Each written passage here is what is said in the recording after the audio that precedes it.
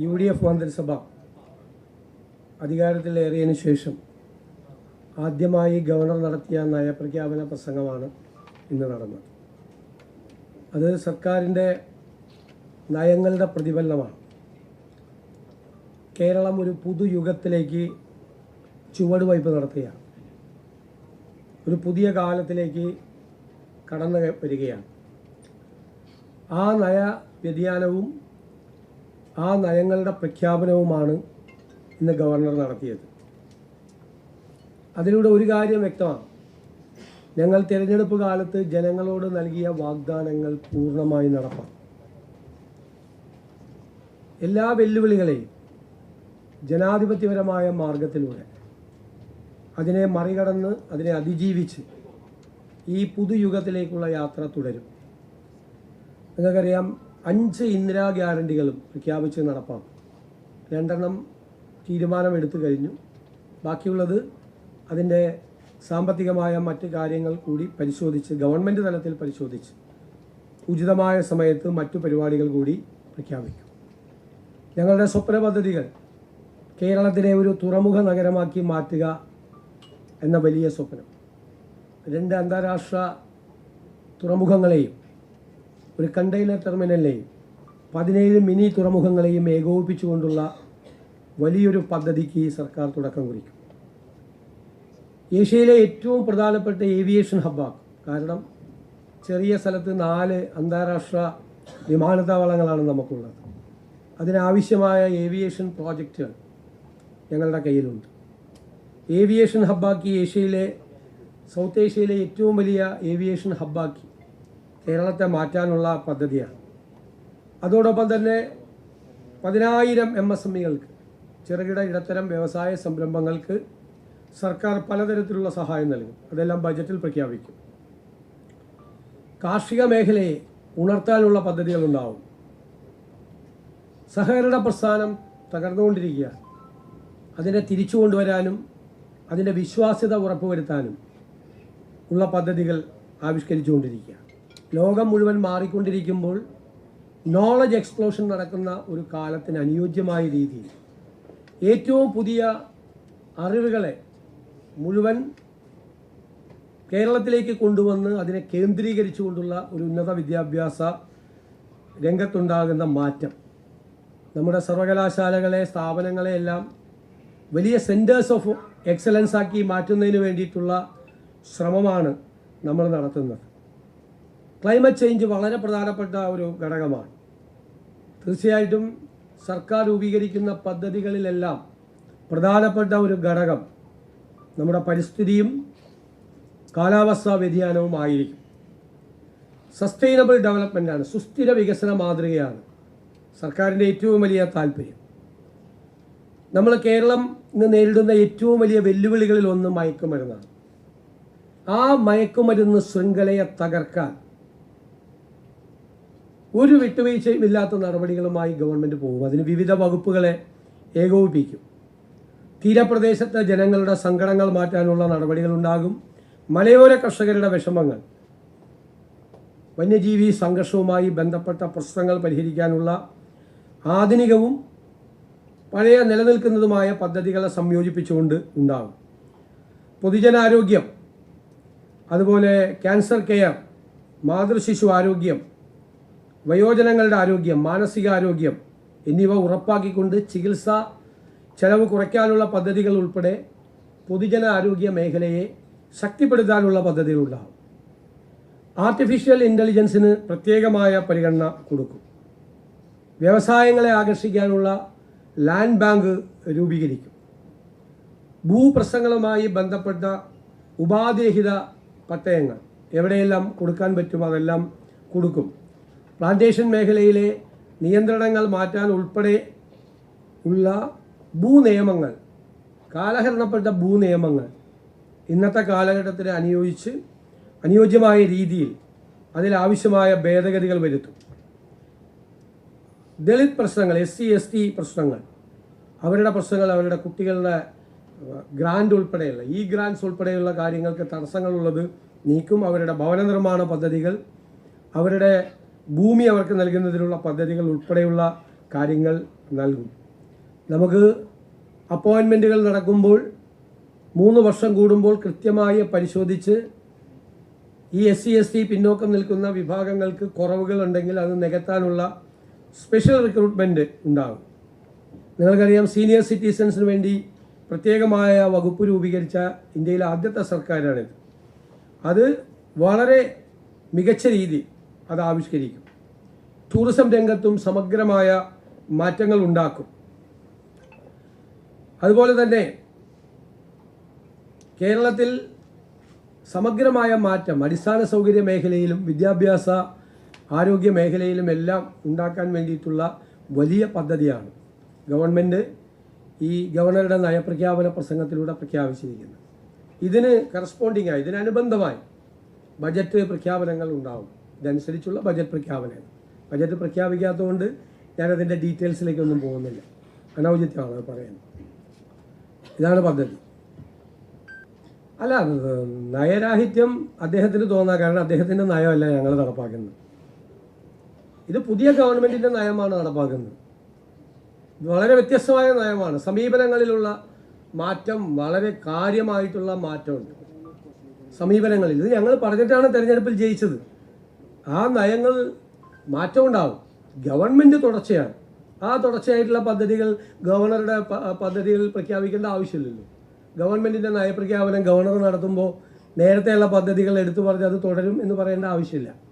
പിന്നെ കിഫ്ബിയെ സംബന്ധിച്ച് ഈ ഗവൺമെൻറ് പഠിച്ചുകൊണ്ടിരിക്കുകയാണ്.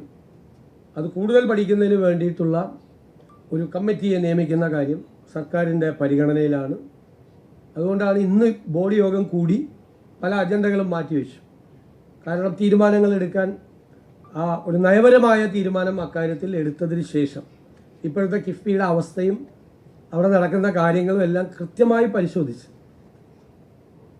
വേണ്ട രീതിയിൽ കിഫ്ബിയെക്കുറിച്ചുള്ളൊരു തീരുമാനം ഉണ്ടാവും. തീർച്ചയായിട്ടും അതെല്ലാം ഉണ്ടാവുമല്ലോ. ഇൻലാൻഡ് നാവിഗേഷൻ്റെ കാര്യത്തിലും നമ്മുടെ പോർട്ട് എന്ന് പറയുന്നത് നമ്മുടെ ഒരു വളരെ പ്രധാനപ്പെട്ട ഒരു കാര്യമാണ്. ഏറ്റവും പ്രയോറിറ്റി കൊടുക്കുന്ന ഡ്രീം പ്രോജക്റ്റാണ്. നേരത്തെ തന്നെ പറഞ്ഞതുപോലെ ഈ തുറമുഖ നഗരമാക്കി മാറ്റുമ്പോൾ ഇൻലാൻഡ് നാവിഗേഷനും പ്രധാനപ്പെട്ട വാട്ടർ വേയ്സും നമ്മുടെ ഇന്ന് അദ്ദേഹം തന്നെ പ്രസംഗത്തിലുണ്ട്, നദികൾ, തടാകങ്ങൾ, ഇതിനെല്ലാം ഇൻ്റഗ്രേറ്റ് ചെയ്തുകൊണ്ടുള്ള, സംയോജിപ്പിച്ചുകൊണ്ടുള്ള വലിയ പദ്ധതിയാണ് വരുന്നത്.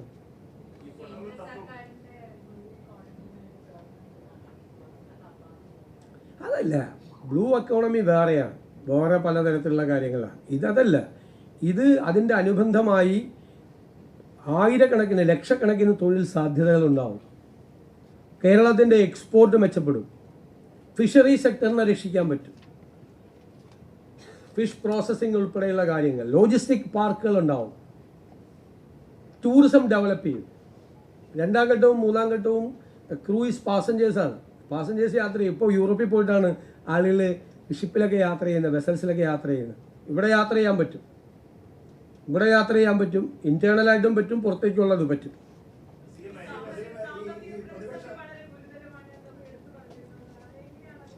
അത് പരിഹരിക്കാനുള്ള നടപടികളുണ്ടാവും. ഞാൻ നേരത്തെ തന്നെ പ്രഖ്യാപിച്ചിട്ടുണ്ട് 5 കാര്യങ്ങൾ. നല്ല ഫിനാൻസ് മാനേജ്മെൻ്റ് ഉണ്ടാവും. ടാക്സ് അഡ്മിനിസ്ട്രേഷൻ പുനഃസംഘടിപ്പിക്കും. ഖജനാവിലെ ലീക്കേജ് തടയും. ഇക്കോണമിയെ ഉത്തേജിപ്പിക്കുന്നതിനുള്ള പദ്ധതികളുണ്ടാവും.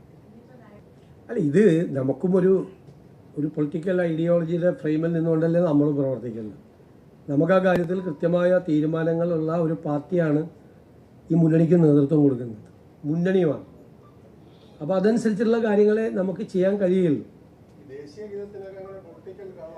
അല്ല, അത് ആ തീരുമാനം പാർട്ടി എടുത്തിരിക്കുന്ന തീരുമാനത്തിൻ്റെ ഭാഗമായിട്ടല്ലേ ഞങ്ങളെല്ലാം പ്രവർത്തിക്കുന്നത്. മാത്രമല്ല, ഇതൊരു മാൻഡേറ്ററി ആയിട്ടുള്ള കാര്യമല്ല. ഇത് സംബന്ധിച്ചൊരു നിയമമൊന്നും പാർലമെൻറ്റ് പാസ്സാക്കിയിട്ടില്ല. ഗൈഡ് ലൈൻസ് മാത്രമേ ഉള്ളൂ. ആദ്യം ഞാനൊരു കാര്യം പറയട്ടെ. ഞാൻ എപ്പോഴാണ് മറുപടി പറയേണ്ടതെന്ന് തീരുമാനിക്കാനുള്ള അവകാശമെങ്കിൽ എനിക്ക് തരണം. നിങ്ങളോടാണ്. ഞാൻ മറുപടി പറഞ്ഞില്ല, മൗനി ബാബയാണ്. 12 പ്രാവശ്യം ചോദിച്ചു. എങ്ങനെയാണ് ചോദിച്ചതെന്നറിയാം. ഒന്ന് രാവിലെ ഞാൻ വീട്ടിൽ നിന്ന് ഇറങ്ങിയതാണ് വീട്ടിൽ നിന്ന്. അപ്പം ചോദ്യം. അത് കഴിഞ്ഞിട്ട് ഞാൻ വീണ്ടും അകത്ത് കയറി കുളിച്ച് പുറത്തേക്ക് ഇറങ്ങിയപ്പോൾ വീണ്ടും മൈക്ക് വെച്ച് ചോദ്യം. ഞാൻ കേരള ഹൗസിലേക്ക് കയറുമ്പോൾ ചോദ്യം, ഇറങ്ങുമ്പോൾ ചോദ്യം. പിന്നെ ഞാൻ വണ്ടിയിൽ കയറിയിരിക്കുമ്പോൾ ഒരു മൈക്ക് എൻ്റെ മുഖത്ത് വന്നാൽ ഇടിച്ചത്. ഞാൻ ആരോടും പറഞ്ഞിട്ടില്ല ഇതുവരെ. ഇപ്പം നിങ്ങളോട് രഹസ്യയോട് പറയാം, എൻ്റെ മുഖത്താണ്, ഞാൻ ഒന്നും പറഞ്ഞില്ല, സത്യം. എന്നിട്ട് എന്നോട് ചോദിച്ചു, അപ്പോഴും ഞാനൊന്നും പറഞ്ഞില്ല. എപ്പോഴാണ് പറയേണ്ടതെന്ന് തീരുമാനിക്കാനുള്ള അവകാശമെങ്കിലും ദയവ് ചെയ്ത് എനിക്ക് തരാം. ദയവ് ചെയ്ത് എപ്പോഴാണ് ഒരു കാര്യത്തിൽ മറുപടി പറയാം അല്ലേ? അത് ഞാൻ പഠിച്ചിട്ടല്ലേ പറയേണ്ടത്, മനസ്സിലാക്കിയിട്ടല്ലേ പറയേണ്ടത്, സമയത്ത് ഉചിതമായ സമയത്തല്ലേ പറയേണ്ടത്. ഞാൻ അങ്ങനെ ഒളിച്ചോടുന്ന ആളാണ്. അങ്ങനെയാണെങ്കിൽ ഞാൻ ക്യാബിനറ്റ് ബ്രീഫിംഗ് നടത്തി തുടങ്ങിയില്ലേ നിങ്ങളോട്? എത്ര പ്രാവശ്യം നിങ്ങൾക്ക് എല്ലാ അവസരങ്ങളും തന്നു? അപ്പം മറുപടി, നിങ്ങൾക്ക് ചോദ്യം ചോദിക്കാനുള്ള അവകാശം പോലെ തന്നെ എനിക്ക് മറുപടി പറയാനുള്ള അവകാശം കൂടി എനിക്ക് തരണം. എന്നിട്ട് 12 പ്രാവശ്യം ചോദ്യം ചോദിച്ചിട്ട് പോയില്ല. 12 പ്രാവശ്യം, നിങ്ങൾക്ക് 24 പ്രാവശ്യം ചോദ്യം ചോദിക്കുക. എനിക്ക് മറുപടി പറയേണ്ട സമയം ഞാനല്ലേ തീരുമാനിക്കേണ്ടത്. അതെനിക്ക് തരണം. റിക്വസ്റ്റാണ്. അല്ലല്ല ഇങ്ങനെ അല്ലല്ല, ഞാൻ അങ്ങനെ ആകണമെന്നാണോ നിങ്ങൾ പറയുന്നത്? ഞാൻ ക്യാബിനറ്റ് ബ്രീഫിംഗ് നടത്തുന്ന ആളാണ്. നോ നോ നോ നോ നിങ്ങൾ ചോദിക്കുമ്പോൾ അല്ലല്ല, നിങ്ങൾ ഇല്ല ഇല്ല ഇല്ല ഞാനിപ്പോൾ ഒന്നിരിക്കുമല്ലേ ഇല്ല ഇല്ല ഇല്ല ഇല്ല ഇല്ല നിങ്ങൾക്ക് അദ്ദേഹത്തിൻ്റെ അടുത്തേക്ക് പോലും പോകാൻ പറ്റില്ലായിരുന്നല്ലോ. പിന്നെയാണ് നിങ്ങൾ 12 പ്രാവശ്യം ചോദ്യം ചോദിക്കണം. നോ നോ നോ നോ നിങ്ങൾ അങ്ങനെ പറയല്ലേ, അങ്ങനെ ആക്കല്ലേ, അങ്ങനെ താരതമ്യം ചെയ്ത് നിങ്ങൾ അങ്ങനെ ആക്കല്ലേ. നിങ്ങൾ ഈ വിഷയം കേൾക്കണോ? ഈ വിഷയം കേൾക്കണം. എനിക്ക് പറയാനുള്ളത് ഞാൻ പറഞ്ഞു. ഞാൻ മറുപടി പറയേണ്ട സമയം തീരുമാനിക്കുന്നത് ഞാനാണ്. കാരണം എനിക്കത് പഠിച്ചും മനസ്സിലാക്കിയിട്ടോ പറയാൻ പാടില്ല. പെട്ടെന്നങ്ങ് പറയാൻ പറ്റില്ല. ഞാൻ അതിൻ്റെ സമയം തീരുമാനിക്കേണ്ടത് ഞാൻ. അതിനുള്ള അവകാശം എനിക്ക് തന്നെ. അത് നിങ്ങളല്ല തീരുമാനിക്കേണ്ടത്. നിങ്ങൾക്ക് ചോദ്യം ചോദിക്കാം. അതിനുള്ള അവകാശം ഞാൻ എപ്പോഴും തരും. മനസ്സിലായല്ലോ? ആയതുകൊണ്ടാണല്ലോ പറയാൻ പോകുന്നത്. നിങ്ങളല്ല തീരുമാനിക്കണം, ഞാനാണ് തീരുമാനിക്കുന്നത്. അത്രേ എനിക്ക് അവകാശം വേണം. ഞാൻ പറയട്ടെ, ഞാൻ അതിന് ഉത്തരം പറഞ്ഞില്ലല്ലോ ചോദിച്ചതിന്. ഇതെന്താണ് സംഭവം? ഇതൊരു കേസ് ഓൾറെഡി കേന്ദ്ര ഏജൻസി രജിസ്റ്റർ ചെയ്ത കേസാണ്. കേന്ദ്ര ഏജൻസി രജിസ്റ്റർ ചെയ്ത കേസാണ് ആണല്ലോ. അന്വേഷണത്തിൻ്റെ ഭാഗമായിട്ടാണ് അവർ നടപടികൾ സ്വീകരിക്കുന്നത്. സംസ്ഥാന ഗവൺമെൻറ് ഇതിൻ്റെ അകത്ത് എന്ത് റോളാണ്? ഒരു റോളും ഇല്ല സംസ്ഥാന ഗവൺമെൻറ്. ഞങ്ങളെ അറിയിച്ചിട്ട് പോലുമില്ല, പോലീസിനെ അറിയിച്ചിട്ടില്ല. അവരവിടെ നിന്ന് പിരിഞ്ഞു പോകാൻ നേരത്ത് പോലീസിനെ അറിയിച്ചിട്ടില്ല. ചെയ്തത് എന്താണ്? ആഭ്യന്തര വകുപ്പ് ചെയ്ത് ഞാൻ ആഭ്യന്തരമന്ത്രിയെ പ്രത്യേകമായി അഭിനന്ദിക്കുകയാണ്. അദ്ദേഹമാണ് അവിടെ ആൾക്കൂട്ടം കൂടുന്നത് കണ്ടിട്ട് അവിടെ ഒരു ലോ ആൻഡ് ഓർഡർ സിറ്റുവേഷൻ ഉണ്ടാകരുത് എന്ന് കരുതി അങ്ങനെ ഒരു റെയ്ഡ് നടക്കുന്ന വിവരം ഗവൺമെൻറ്റിനോ പോലീസിനോ അറിയില്ലാതിരുന്നിട്ടും അദ്ദേഹം പോലീസിനെ വിട്ട അദ്ദേഹമാണ്. കുറേ സംഘർഷങ്ങൾ ലഘൂകരിക്കാൻ കഴിഞ്ഞു. ഞാൻ ചോദിക്കട്ടെ, ആ സമീപനം ശരിയാണോ? ഒരു കേസ് അന്വേഷണത്തിൻ്റെ ഭാഗമായിട്ട് വരുന്ന ആളുകളെ, സ്ത്രീകൾ ഉള്ള ആളുകളെ ഒരു സംഘം ക്രിമിനലുകളെന്ന് വേണമെങ്കിൽ വിശേഷിപ്പിക്കപ്പെടാവുന്ന ഒരു സംഘം ആക്രമിച്ച കാർ തല്ലിപ്പൊളിക്കുന്നു, അതിനകത്തുള്ളവരെ മർദ്ദിക്കുന്നു. അത് ക്രമസമാധാന ലംഘനമാണ്, ഒഫൻസാണ്. അത് ഒരു കാരണവശാലും അനുവദിക്കില്ല. ഒരു സെൻട്രൽ ഏജൻസി വന്ന് അവരുടെ അന്വേഷണത്തിൻ്റെ ഭാഗമായി അവർ അവിടെ ഇതിൻ്റെ അകത്ത് നടന്നു. ഞങ്ങൾ ഉന്നയിച്ചിട്ടുള്ള ആരോപണം കൂടിയല്ലേ ഇത്? ഞങ്ങൾ കൂടി ഉന്നയിച്ചിട്ടുള്ള ഒരു ആരോപണമാണ്. ആ അന്വേഷണത്തിന് കേന്ദ്ര ഏജൻസിയെക്കുറിച്ച് ഞങ്ങൾക്ക് പരാതി ഉണ്ടായിരുന്നു. 4 കൊല്ലം മുമ്പുണ്ടായ കേസാണ്. ഇതുവരെ ഒന്നും അവർ ചെയ്തിട്ടില്ല. ഈ അധികാരത്തിൽ നിന്ന് LDF ഗവൺമെൻറ് താഴെ ഇറങ്ങുന്നത് വരെ ഒന്നും ചെയ്തില്ല അവർ. പിന്നെ പ്രതിപക്ഷ നേതാവ് അദ്ദേഹം പുറത്തിറങ്ങി വന്നിട്ട് രാഹുൽ ഗാന്ധിയാണ് കുറ്റപ്പെടുത്തിയത്. രാഹുൽ ഗാന്ധിയാണ് റെയ്ഡിന് ആളെ വിട്ടത്. അദ്ദേഹം പ്രധാനമന്ത്രിയെയോ BJP നേതാക്കളെയോ BJP സർക്കാരിനെയോ ആരെയും കുറ്റപ്പെടുത്തിയില്ല, ഒരാളെ കുറ്റപ്പെടുത്തിയില്ല. അദ്ദേഹം കുറ്റം പറയാനുണ്ടായിരുന്നത് രാഹുൽ ഗാന്ധിയാണ്. രാഹുൽ ഗാന്ധി എന്താ ചെയ്തത്? രാഹുൽ ഗാന്ധിക്കെതിരായി കേസ് വന്നപ്പോൾ അന്വേഷിക്കാൻ വന്ന ആളുകളുടെ വാഹനം കോൺഗ്രസ്സുകാരെ വിട്ട് തല്ലിപ്പൊളിക്കുകയാണ് ചെയ്തത്? അല്ല. അദ്ദേഹം 55 മണിക്കൂർ തുടർച്ചയായിരുന്നു, പല പ്രാവശ്യമായിട്ട് തുടർച്ചയായി ആ കേസുമായിട്ട് സഹകരിച്ചു. അത് രാഷ്ട്രീയമായി എടുത്തിരിക്കുന്ന ഒരു കേസാണ് എന്നുള്ളതുകൊണ്ട് ഞങ്ങളതിനെ രാഷ്ട്രീയമായി എതിർത്തു. ഈ കേസ് എടുത്തിരിക്കുന്നത് മുഖ്യമന്ത്രിയുടെ കുടുംബത്തിലെ ഒരു അംഗത്തിനെതിരായി കേസെടുത്തിരിക്കുന്നത് രാഷ്ട്രീയമാണെങ്കിൽ CPM-ന് രാഷ്ട്രീയമായി പ്രതിഷേധിക്കാം. ഞാൻ ചോദിക്കട്ടെ, അതിൻ്റെ തലേദിവസമല്ലേ ഈ കേസിലെ ഒരു കക്ഷി കോടതിയിൽ പോയപ്പോൾ കോടതി ആ അന്വേഷണം നിർത്തിവെക്കണം എന്ന് ആവശ്യപ്പെട്ട് കോടതി പോയപ്പോൾ ആ പെറ്റീഷൻ തള്ളി അന്വേഷണം തുടരണമെന്ന് ഏജൻസിയോട് ആവശ്യപ്പെട്ടത്? അപ്പോൾ നിയമപരമായ വഴിയല്ലേ അന്വേഷണം ഉള്ളത്? അപ്പം ഞങ്ങൾ എങ്ങനെയാണ് ഈ റെയ്ഡ് നടത്തിയതിനെയും ഈ അന്വേഷണം നടക്കുന്നതിനെയും വിമർശിക്കാൻ സ്റ്റേറ്റ് ഗവൺമെൻറ്റിന് എന്താ അധികാരമുള്ളത്? ഞങ്ങൾക്ക് അങ്ങനെ പറയാമോ? ഞങ്ങളങ്ങനെ പറയാമോ? ഞങ്ങളങ്ങനെ പറയാൻ പാടില്ലല്ലോ. ഒരു കേന്ദ്ര ഏജൻസി അന്വേഷണം നടക്കുന്ന കേസിൽ, കോടതി അനുവദിച്ച അന്വേഷണം നടക്കുന്ന കേസിൽ ആ അന്വേഷണം നടത്താൻ പാടില്ല, അന്വേഷണം ഇങ്ങനെ വേണം, അന്വേഷിക്കേണ്ടത് ഇങ്ങനെയാണ് എന്ന് ഞങ്ങൾക്ക് പറയാമോ? ഞങ്ങൾ അതിൻ്റെ കോമ്പീറ്റൻ്റ് അതോറിറ്റി ആണോ? ഞാൻ വളരെ ജെന്യുവനായിട്ട് ചോദിക്കുകയാണ് നിങ്ങളോട്. ഞങ്ങളതിൻ്റെ കോമ്പീറ്റൻ്റ് അതോറിറ്റി അല്ല. ഞങ്ങൾക്ക് അതിൻ്റെ അകത്തില്ല. ഞങ്ങൾക്ക് ക്രമസമാധാന പ്രശ്നം ഉണ്ടായാൽ അതിൻ്റെ അകത്ത് ഇടപെട്ടു ശക്തിയായ നടപടികൾ സ്വീകരിക്കും. അത് തെറ്റാണ്. അത് ആവർത്തിക്കാൻ പാടില്ല. അത്തരം സംഭവങ്ങൾ ആവർത്തിക്കാൻ പാടില്ല. ഗുരുതരമായ കുറ്റകൃത്യമാണ് അവിടെ നടന്നത്. അന്വേഷണ ഉദ്യോഗസ്ഥന്മാരെ ആക്രമിക്കുകയും അവരുടെ വാഹനം അടിച്ചു തകർക്കുകയും ചെയ്ത് ഗുരുതരമായ കുറ്റകൃത്യമാണ്. അത് ആവർത്തിക്കപ്പെടാൻ പാടില്ല. അതാണ് ഞങ്ങളുടെ അഭിപ്രായം. ഞങ്ങൾക്ക് നിലപാടുണ്ട് അതിൻ്റെ അകത്ത്. താങ്കളുടെ പ്രധാനമന്ത്രി നരേന്ദ്രമോദിയുടെ ആയിട്ടുള്ള സന്ദർശനം, അതിനുശേഷം ഇന്നലെ മുദ്രാവാക്യം വരും മോഡി എന്നുള്ളതാണ്. ഞാൻ ഈ സർക്കാർ വന്നതിന് ശേഷമുള്ള രണ്ടാമത്തെ തമാശയാണിത്. ആദ്യത്തെ തമാശ 14 പ്രാവശ്യം റിക്കവറി നടത്താൻ പോയിട്ട് ഒന്നും ചെയ്യാതെ ഞങ്ങളുടെ സർക്കാർ വന്നതിൻ്റെ പിറ്റേ ദിവസം റിക്കവറി എറണാകുളത്തെ ഭൂമിയിൽ നടത്തിയപ്പോൾ അതിന് സമരം ചെയ്യാൻ പോയ മന്ത്രിമാരുടേതായിരുന്നു ആദ്യത്തെ തമാശ. ഇത് കേർട്ടസി കോളാണ്. എനിക്ക് മുൻപുണ്ടായിരുന്ന ശ്രീ പിണറായി വിജയൻ ഉൾപ്പെടെയുള്ള മുഴുവൻ മുഖ്യമന്ത്രിമാരും അവരുടെ സ്ഥാനം ഏറ്റ് കഴിഞ്ഞാൽ അവിടെ ആരാണ് പ്രധാനമന്ത്രിയെങ്കിലും പ്രധാനപ്പെട്ട മന്ത്രിമാരെ പോയി കാണുന്നത് കേർട്ടസി കോളാണ്. ഞാനും അത് ചെയ്തു. 2 പ്രാവശ്യവും മുൻ മുഖ്യമന്ത്രി അത് ചെയ്തിട്ടുണ്ട്. അദ്ദേഹത്തിൻ്റെ സമയത്ത് ഞാൻ ആദ്യമായിട്ടാണ് നരേന്ദ്രമോദിയെ നേരിൽ കാണുന്നത്. ഞാൻ ഉടനെ തന്നെ പറഞ്ഞു, പിണറായി വിജയൻ്റെ വീടൊന്ന് റെയ്ഡ് ചെയ്യണം നാളെ ED കൊണ്ട്. അപ്പോൾ ഉടനെ മോഡി അപ്പം തന്നെ ഫോൺ എടുത്ത് കുത്തി. എന്നിട്ട് പറഞ്ഞു, നാളെ രാവിലെ സതീശൻ വന്നിട്ട് ആദ്യമായിട്ടൊരു കാര്യം പറഞ്ഞ നാളെ രാവിലെ കംപ്ലീറ്റ് സ്ഥലത്ത് റെയ്ഡ് ചെയ്യണം. അപ്പോൾ ഞാൻ പറഞ്ഞു, ഒരു സ്ഥലത്ത് പോരാ, 12 സ്ഥലത്ത് ചെയ്യണം. ആ സതീശൻ പറഞ്ഞേക്കണത് 12 സ്ഥലത്ത് റെയ്ഡ് ചെയ്യാനാണ് പറഞ്ഞേക്കുന്നത്. അങ്ങനെ 12 സ്ഥലത്ത് റെയ്ഡ് ചെയ്യും. ഇത് മുൻ മന്ത്രിമാർ ഉൾപ്പെടെയുള്ള ആളുകൾ വരെ വന്ന് പത്രക്കാരോട് പറയുകയാണ്. ഞാൻ ചിരിക്കണോ അല്ലെ കരയണോ? ഇത് കേട്ടിട്ട് നിങ്ങളൊന്ന് ആലോചിക്കും. നരേന്ദ്രമോദി ആദ്യമായിട്ട് കണ്ട് മുഖ്യമന്ത്രിയായിട്ട് കാണാൻ പോയപ്പോൾ ഇവിടുത്തെ പ്രതിപക്ഷ നേതാവായി ഇരിക്കുന്ന അദ്ദേഹത്തിൻ്റെ വീട് റെയ്ഡ് ചെയ്യണമെന്ന് ഞാൻ പിണറായി വിജയൻ ഇതൊന്നും പറയില്ല കേട്ടോ. അദ്ദേഹം അങ്ങനെയൊന്നും പറയില്ല. എനിക്ക് അദ്ദേഹത്തെക്കുറിച്ച് എനിക്കൊരു റേറ്റിംഗ് ഉണ്ട് എൻ്റെ ഉള്ളിൽ. അദ്ദേഹം ഒന്നും പറയില്ല. പക്ഷെ നല്ലതാണിത്. എന്താണെന്നറിയാം, ഈ പണ്ടേ ഈ കമ്മ്യൂണിസ്റ്റുകാരെ കുറിച്ചൊരു പരാതിയുണ്ട്, ബലം പിടുത്തം കൂടുതലാണ്, സ്റ്റിഫാണെന്ന്. അതൊക്കെ കഴിഞ്ഞ് അവർ തമാശ പറയാൻ തുടങ്ങിയല്ലോ. അതിലെനിക്കൊരു സന്തോഷമുണ്ട്. തമാശ പറയാൻ തുടങ്ങിയല്ലോ. എന്താണ് നടക്കുന്നത് കേരളത്തിൽ? നരേന്ദ്രമോദിയെ കണ്ട്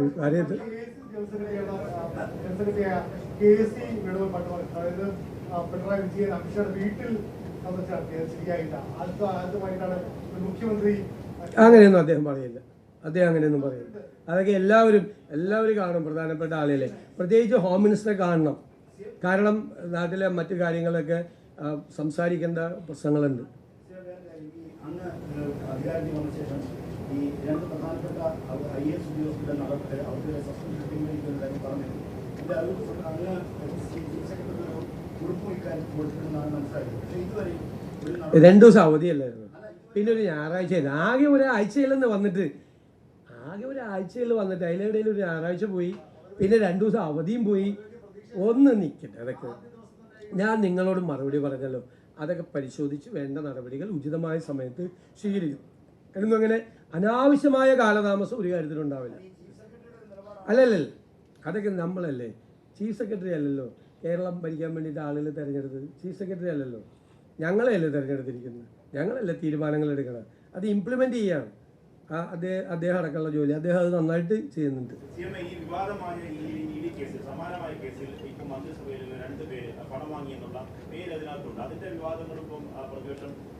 ഇത് അല്ല, അതിൻ്റെ അകത്ത് ഞാൻ വളരെ മുൻപ് അസംബ്ലിയിൽ തന്നെ വ്യക്തമാക്കിയിട്ടുള്ളതാണ്. വ്യവസായ സ്ഥാപനങ്ങളിൽ നിന്ന് അല്ലെങ്കിൽ മുതലാളിമാരിൽ നിന്ന് എല്ലാ രാഷ്ട്രീയ പാർട്ടികളും പണം വാങ്ങിക്കും. എല്ലാ രാഷ്ട്രീയ പാർട്ടികളുടെയും ഫണ്ട് ഈ കമ്പനികളിൽ നിന്നൊക്കെയുള്ള ഫണ്ടാണ്. അങ്ങനെ CMRLൻ്റെ ആളിൽ നിന്ന് ഞങ്ങളുടെ പാർട്ടിക്കാർ മാത്രമല്ല കേരളത്തിലെ എല്ലാ രാഷ്ട്രീയ പാർട്ടികളും ആ പണം മേടിച്ചിട്ടുണ്ട്. ആ പണം മേടിച്ചതല്ല ഇവിടുത്തെ കേസ്. ഇവിടുത്തെ കേസ് ഒരു കമ്പനിയും ആ കമ്പനിയും തമ്മിൽ നടത്തിയ ഇടപാടിൽ ആ കമ്പനിയുടെ അക്കൗണ്ടിലേക്ക്, എക്സാലോജി കമ്പനിയിലേക്ക് വലിയ തുക അയച്ചു കൊടുത്തു. ക്ലയൻറ്റ് സർവീസിന് വേണ്ടിയിട്ടാണ് അയച്ചു കൊടുത്തത്. എന്നാൽ ക്ലയൻറ്റ് സർവീസ് നടത്താതെ കള്ളപ്പണം വെളുപ്പിക്കാൻ വേണ്ടി മണി ലോണ്ടറിങ് ആണ്. അതുകൊണ്ടാണ് PMLA ആക്ട് വരുന്നത്. മനസ്സിലായില്ലേ? പ്രിവെൻഷൻ ഓഫ് മണി ലോണ്ടറിങ് ആക്ടിൻ്റെ പ്രൊവിഷൻസ് അട്രാക്ട് ചെയ്യുന്ന എന്നാണ് കേസിൻ്റെ ശരി മെറിറ്റും ഡിമെറിറ്റും അല്ല ഞാൻ പറഞ്ഞത്. അതാണ് ആ കേസ്. അതും രാഷ്ട്രീയ നേതാക്കൾ ബിസിനസ്സുകാരിൽ നിന്ന് പണം മേടിക്കുന്നതും തമ്മിൽ എന്ത് ബന്ധമാണുള്ളത്? രാഷ്ട്രീയ നേതാക്കളും രാഷ്ട്രീയ പാർട്ടികളും എല്ലാവരുടെയും ഇപ്പോൾ CPMൻ്റെ അക്കൗണ്ട് എടുത്ത് നോക്കിയാൽ അറിയാമല്ലോ. CPM ഈ വ്യക്തിയുടെ നിന്ന് CPM വാങ്ങിച്ചിട്ടുണ്ട് പണം. CPM നേതാക്കളൊക്കെ ആയിട്ട് വ്യക്തിപരമായ ബന്ധമുള്ള ആളാണ്. എൻ്റെ കോൺസ്റ്റിറ്റ്യുവൻസിയുടെ ഇപ്പുറത്തുള്ള ആളാണ്. ഞങ്ങൾക്കൊക്കെ പരിചയമുള്ള ആളാണ്. വ്യവസായിയായിട്ടുള്ള ഒരാളാണ്. കൊച്ചിയിലെ വലിയ പ്രധാനപ്പെട്ട വ്യവസായിയായിട്ടുള്ള പ്രധാനപ്പെട്ട സ്ഥാപനമാണത്.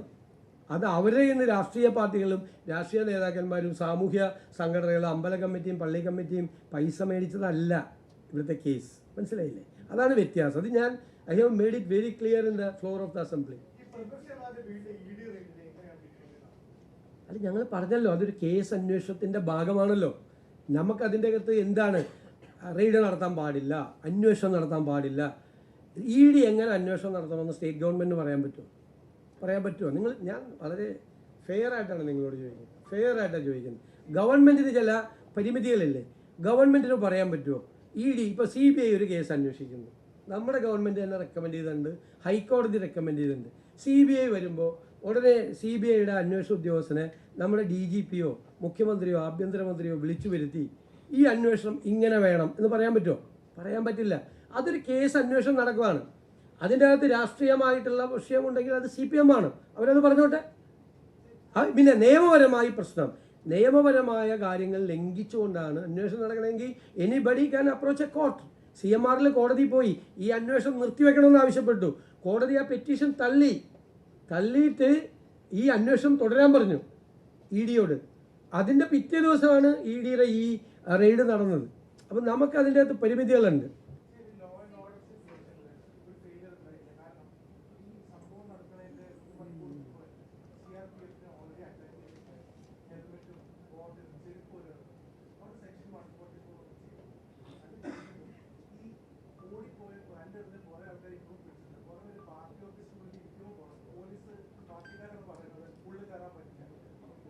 അല്ല, ഞാൻ പറയല്ലോ, ആ റെയ്ഡ് നടത്തുന്ന കാര്യം ED ഗവൺമെൻറ്റിനെയോ പോലീസിനെയോ അറിയിച്ചിട്ടില്ല. ഒന്ന്. രണ്ടാമത്തെ പ്രശ്നം, അവർ കേന്ദ്ര സേനയെ വിന്യസിപ്പിച്ചിട്ടാണ് അവർ ഈ റെയ്ഡ് നടത്തുന്നത്. മനസ്സിലായില്ലേ? അവർക്ക് പരിമിതമായ അധികാരങ്ങളേ ഉള്ളൂ കേന്ദ്ര സേനയ്ക്ക്. പക്ഷേ അവിടെ ഒരു ലോ ആൻഡ് ഓർഡർ സിറ്റുവേഷൻ ഉണ്ടാകുമെന്ന് പോലീസും കൂടി ചെന്നില്ലായിരുന്നെങ്കിൽ അവിടുത്തെ സിറ്റുവേഷൻ എന്തായിരുന്നു? പോലീസ് ചെന്നതുകൊണ്ടല്ലേ. പിന്നെ നടത്തി കഴിഞ്ഞിട്ട് അതിൻ്റെ ഡീറ്റെയിൽസ് നോക്കിയിട്ട് ആ അന്വേഷണം നടക്കുകയല്ലേ. ഒരു FIR രജിസ്റ്റർ ചെയ്തിട്ട് ആദ്യം കുറേ പ്രതികളെ അറസ്റ്റ് ചെയ്തു, ബാക്കിയുള്ള അന്വേഷണം നടക്കുമല്ലേ. ആ അന്വേഷണം പൂർത്തിയാകട്ടെ. കുറ്റവാളികളെ എല്ലാവരും അറസ്റ്റ് ചെയ്യപ്പെടണമെന്ന് തന്നെയാണ് ഗവൺമെൻറ്റിൻ്റെ ആഗ്രഹം. ഇത് കുറ്റകൃത്യമാണ്, വലിയ ഒഫൻസാണ് ചെയ്തത്, ഒരിക്കലും ചെയ്യാൻ പാടില്ല. CPM അതിനെ പ്രോത്സാഹിപ്പിക്കാൻ പാടില്ല, ഒരു കാരണവശാലും പ്രോത്സാഹിപ്പിക്കാൻ പാടില്ല. വളരെ ക്രൂരമായിട്ടുള്ള ഒരു നടപടിയാണ് അവരുടെ ഭാഗത്തുനിന്നുണ്ടായത്. പോലീസ്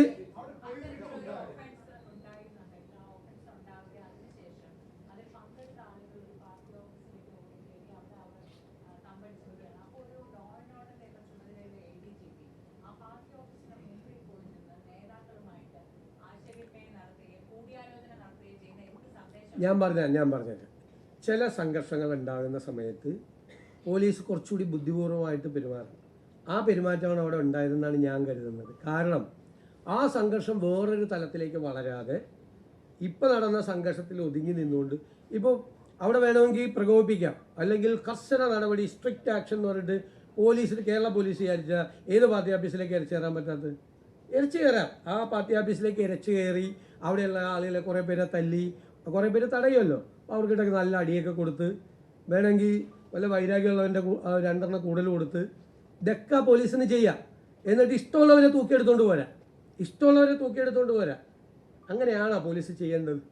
ഞാൻ കരുതുന്നത് പോലീസ് ചെയ്തത് കുറച്ചുകൂടി സംഘർഷം അയവ് വരുത്താൻ അജിറ്റേറ്റഡായി കുറേ ആളുകൾ നിൽക്കുകയാണ്. അതിൻ്റെ ഇടയിൽ ക്രിമിനൽസും ഉണ്ട്. അതിൻ്റെ ഇടയിൽ നിൽക്കുമ്പോൾ വളരെ ബുദ്ധിപൂർവ്വം ചെയ്തു. ഇനി കേസ് അന്വേഷണം നടക്കുകയല്ലേ, തെറ്റ് ചെയ്ത ഒരാളും രക്ഷപ്പെടില്ല. കുറ്റകൃത്യം, താങ്കളുടെ ചോദ്യം കറക്റ്റാണ്. കുറ്റകൃത്യം ചെയ്ത ഒരാളും രക്ഷപ്പെടില്ല, നടപടിയെടുക്കും.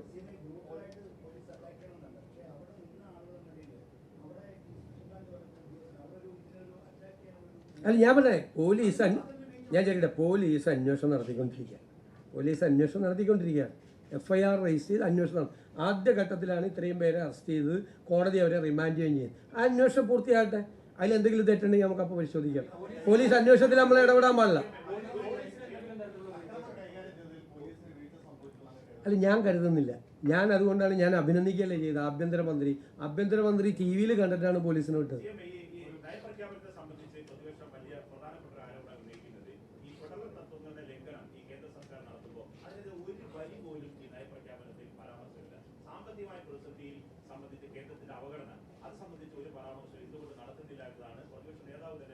ഇത് സംസ്ഥാനത്ത് അധികാരത്തിലേറിയ ഗവൺമെൻറ് നടപ്പാക്കാൻ പോകുന്ന പദ്ധതികളുടെ നയപ്രഖ്യാപനമാണ്. ഞങ്ങൾ ആ കോൺടെക്സ്റ്റിലാണ് ഞങ്ങളിതിനെ കണ്ടിരിക്കുന്നത്.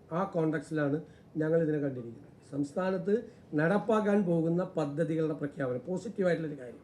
തുടക്കത്തിൽ തന്നെ പറയേണ്ട ഒരു പുതുയുഗ സൃഷ്ടിക്കായിട്ടുള്ള തുടക്കമായിട്ടാണ്. മനസ്സിലായില്ലേ നമ്മൾ ചെയ്തിരിക്കുന്നത്? കേന്ദ്രത്തിനെ വിമർശിക്കേണ്ട ഘട്ടം കേന്ദ്രമായിട്ടുള്ള ഇടപെടലുകൾ ഞങ്ങൾ ആരംഭിച്ചിട്ടേ ഉള്ളൂ. വിമർശിക്കുന്ന ഘട്ടം വരുമ്പോൾ വിമർശിക്കാം. ആദ്യമേ വിമർശിക്കണം എന്തിനാ? ഞങ്ങൾ പറയട്ടെ, ഞങ്ങളിതെല്ലാം പരിശോധിക്കട്ടെ. കിട്ടാനുള്ള പണം എത്ര? ഞങ്ങളെല്ലാം പരിശോധിക്കുന്നുണ്ട്. കിട്ടാനുള്ള പണം എത്രയാണ് അവിടെ നിന്ന്? എന്തുകൊണ്ടാണത് തരാത്തത്? ഓഡിറ്റഡ് സർട്ടിഫിക്കറ്റ് കൊടുക്കാത്തതുകൊണ്ടാണോ? യൂട്ടിലിറ്റി സർട്ടിഫിക്കറ്റ് കൊടുക്കാത്തതുകൊണ്ടാണോ? കഴിഞ്ഞ സ്റ്റേറ്റ് ഗവൺമെൻറ്റിൻ്റെ ഭാഗത്തു നിന്നുള്ള ഫെയിലിയർ കൊണ്ടാണോ പണം കിട്ടാത്തത്? എന്തുകൊണ്ടാണ് പണം തരാത്തത്? ഇതൊക്കെ ഞങ്ങൾ കൃത്യമായി പഠിച്ചുകൊണ്ടിരിക്കുകയാണ്. വൈറ്റ് പേപ്പർ ഇറക്കുമ്പോൾ കുറേ കൂടി കൃത്യമായ പിക്ചർ കിട്ടും.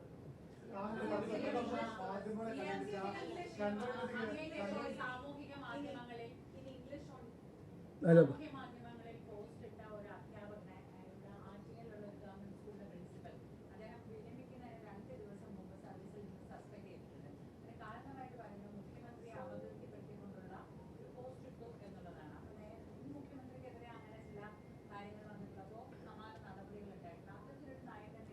ഇത് കണ്ടായിരുന്നോ? പോസ്റ്റ് കണ്ടായിരുന്നോ? നിങ്ങളിനി പറ, നടപടി എടുക്കണ്ടേ? KSRTC-യിൽ ഒരു ജീവനക്കാരായിട്ടിരിക്കുന്ന പോസ്റ്റ്, എൻ്റെ മുഖം, നഗ്നനായൊരു പുരുഷൻ്റെ ബോഡി, അത് വെച്ചിട്ട് KSRTC-യിൽ ഒരു ജീവനക്കാരൻ സോഷ്യൽ മീഡിയയിൽ പോസ്റ്റ് ചെയ്താൽ എന്താ ചെയ്യേണ്ടത്? എന്നോട് വന്ന് ചോദിച്ചു. അപ്പോൾ ഞാൻ അതിൻ്റെ ഗൗരവമല്ല, അല്ലെങ്കിൽ വിട്ടേക്കാൻ പറഞ്ഞു. വല്ല വിമർശനമോ വല്ലതൊക്കെ ആണെങ്കിൽ വിട്ടേക്കാൻ പറഞ്ഞു. ഇതാണ് പോസ്റ്റ് ചെയ്തത്. ഇത് അനുവദിച്ചാൽ നിങ്ങളുടെയൊക്കെ കുടുംബാംഗങ്ങളെ പറ്റി ഇടും ആളുകൾ ഇല്ലേ? എന്തും ചെയ്യാം. നിങ്ങൾ ചോദിക്കുക, കേരളത്തിലെ പൊതുജനം വിലയിരുത്തട്ടെ. മുഖ്യമന്ത്രിയുടെ മുഖം വച്ചിട്ട് അടിയിൽ വേറെ വളരെ നെയ്ക്കഡായിരിക്കുന്ന ഒരു പുരുഷൻ്റെ ശരീരഭാഗങ്ങൾ ചേർത്തിട്ടൊരു പടം ഇട്ടിരിക്കുക. ആ ആള് സർവീസിൽ 2 ദിവസം റിട്ടയർ ചെയ്യാൻ പോകണമെന്ന് എനിക്കറിയില്ല. പക്ഷെ ആൾക്കെതിരെ ഒരു നടപടി എടുത്തില്ലെങ്കിൽ അത് കൊടുക്കുന്ന മെസ്സേജ് എന്താ? നാളെ നിങ്ങളുടെയൊക്കെ പടമായിരിക്കും വരാൻ പോകുന്നത്. നിങ്ങളുടെയൊക്കെ പടം നിങ്ങൾക്ക് വല്ലതും ചെയ്യാൻ പറ്റുമോ? നിങ്ങളുടെയൊക്കെ പടം ഈ സെക്രട്ടേറിയറ്റിലെ ഒരു ഉദ്യോഗസ്ഥൻ ഏതെങ്കിലും സെക്രട്ടേറിയറ്റിലെ ഒരു വകുപ്പിനെതിരെ നിങ്ങളൊരു മാധ്യമ വാർത്ത കൊടുത്തതിൻ്റെ പേരിൽ നിങ്ങൾക്ക് സ്ത്രീകളാകട്ടെ പുരുഷന്മാരാകട്ടെ നിങ്ങളെക്കുറിച്ച് അങ്ങനെ ഒരു ചിത്രം ഇട്ടാലോ? അപ്പോഴും ഞാൻ നടപടി എടുപ്പിക്കും. ഇത്രയുള്ള എനിക്ക് മറുപടി.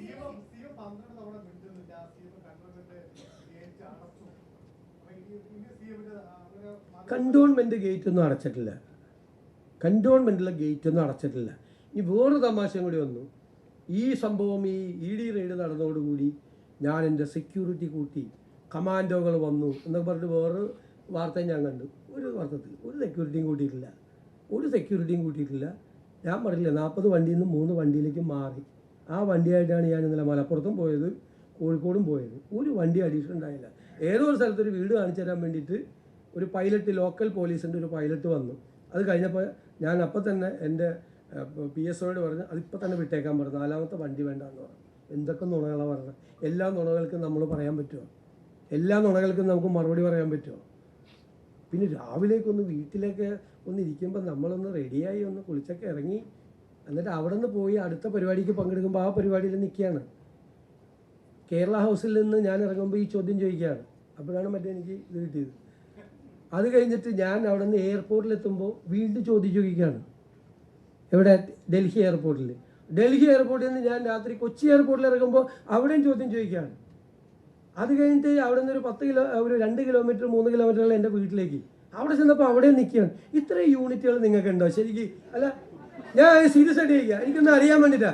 ഇത്രയും യൂണിറ്റുകൾ നിങ്ങൾക്ക് ഉണ്ടോ? അപ്പോൾ ശരി ശരി ശരി ശരി ശരി ഇത്രയും മതി.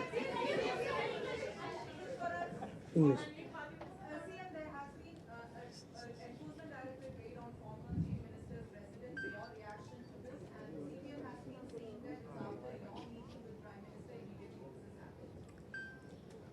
You know that the Enforcement Directorate is a central agency. They have registered a case, and some of the respondents went to the High Court to prevent that investigation. The High Court rejected that petition and allowed the Enforcement Directorate to continue the investigation. As a part of the investigation, the next morning they have raided some of the houses. What is the role of the state government in this? What is the role? How can we say that you cannot investigate? Are we competent to say that? No. Can we say that you should investigate which is suggested by us? No, we cannot say that. How you investigate? This is a part of the case. They are investigating. If it is a political case, the CPM can fight against it. If it is illegal in raiding this part of the investigation, they can approach the court. There are legal remedies. But the court themselves allowed the ED to continue the investigation. I met the Prime Minister, that is right. After assuming the charge of Chief Minister, all the Chief Ministers across the country are visiting the Prime Minister and concerned ministers. This is a courtesy call. And I was first time meeting the Prime Minister of India, first time, personal. I have seen only him in the TV channels and the social media. First time I was seeing him. When I met him, I asked him, you have to conduct a raid tomorrow morning, self against the leader of opposition Kerala. Is it a joke? You never, my advice to the CPM leaders, never underestimate the common sense of the Kerala people. Never underestimate. They have a common sense. They are laughing. That is the main thing. LOP came out after the raid and he accused Rahul Gandhi. Rahul Gandhi is directed. He is the, in his control the ED is working. He has not made any statement against the Prime Minister or the Home Minister or the concerned ministry who is handling this ED. He accused Rahul Gandhi. Why? Rahul Gandhi directed the ED to conduct the raid. I don't know why he saying like that. Mr. Premier today said that the Congress leaders have a different stand when central agencies, especially ED, talk to your, question your leaders, but not the other opposition leaders. No, not like that. This allegation, we have made this allegation on the floor of the Kerala Assembly. Then when only the jurisdiction is to ED. No police, Kerala police cannot investigate into this matter. Doesn't have the jurisdiction because the Bangalore and Kerala is vigilance doesn't have the power to investigate in the case. This is a money laundering case. That is the allegation. Money laundering is under the Prevention of Money Laundering Act provisions. That it is the agency, investigating agency is authorized to investigate into PMLA is Enforcement Directorate. How can we say that you cannot investigate, Kerala police will investigate? We cannot. We are not the competent authority to investigate into the PMLA matters. That is why when Rahul Gandhi was interrogated, we cooperated with that. 55 hours he was before the ED. Then we said it's a political case against Rahul Gandhi. We said to the public, there was not a violent mob against the ED. There was a law and order issue No, there was no information from the ED that they are going to conduct this raid in various places, 12 places in Kerala. And when they were rounded by so many people, they never informed. They never informed the police that we are leaving this place at this time. Never informed. But the TV channels, you have given this news. The Home Minister directed the police to go there and keep the law and order situation. Police arrested many persons. They were remanded by the honorable court. Then we have registered a FIR, police. The investigation is going on. That's the case. This allegation we have made on the floor of the assembly, this allegation. How can we say that it should not be investigated? And the court granted the permission for investigation. Court, the Honorable High Court granted the permission to investigate. We are saying that High Court is not right. High Court is wrong. How can we say that, the government? And the Congress party, how can the Congress party say that? No. No, this is the matter. This is the matter. Okay, thank you.